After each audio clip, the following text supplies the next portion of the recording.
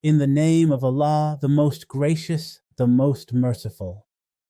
Today we present lecture number 35, which covers verses 83 to 86 of Surah Al-Baqarah. These verses refer to the firm covenant that Allah Almighty took from the Jews regarding the commandments of the Shari'ah. Up to this point, we've covered the first 82 verses of Surah Al-Baqarah in concise, meaningful lectures. If you're new to the channel and want to understand the Quran deeply, I highly recommend listening to the 15 introductory lectures and all lectures from Surah Al-Fatiha to this point, so you can maintain the proper sequence and understanding of the Quran. Let us now begin with verse 83. Bismillahirrahmanirrahim.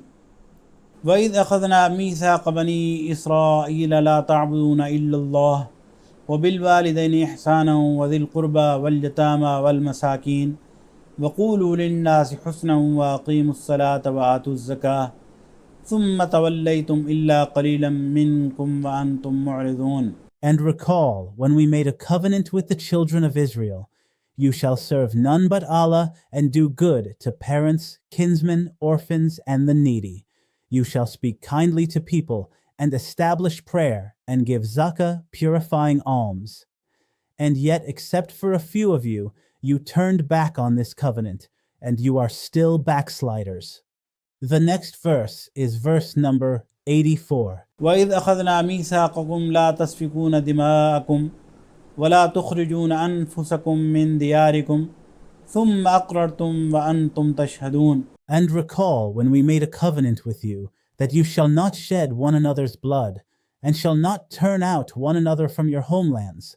You confirmed it, and you yourselves are witnesses to it.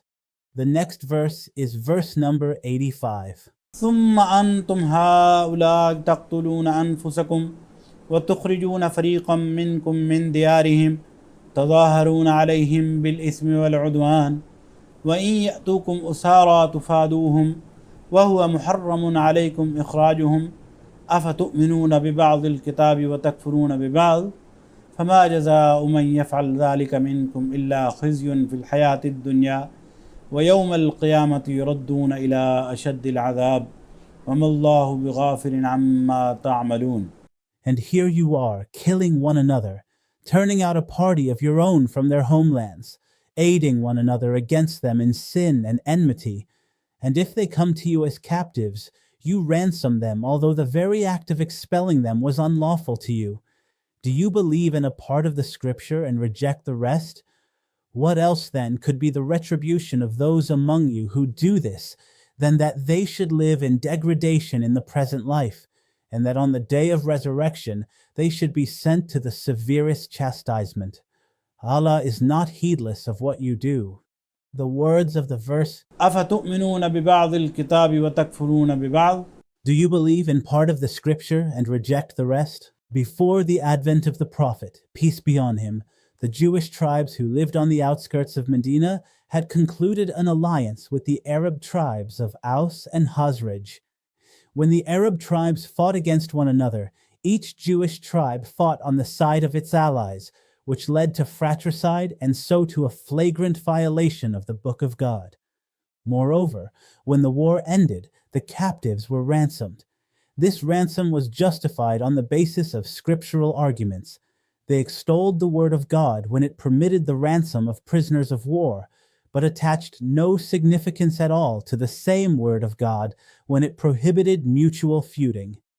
The next verse is verse number 86. أولئك الذين اشتروا الحياة الدنيا بالآخرة فلا يخفف عنهم العذاب ولا هم ينصرون. These are the ones who have bought the present life in exchange for the world to come. Their chastisement shall not be lightened, nor shall they be helped. Alhamdulillah, we have completed lecture number 34, covering verses 83 to 86 of Surah Al-Baqarah, including their translation and interpretation. Inshallah, in the next lecture, we will begin with verse 87. May Allah grant us the ability to understand the Quran and act upon its teachings. Keep seeking and spreading the truth. See you in the next session. Inshallah. and Allah Hafiz.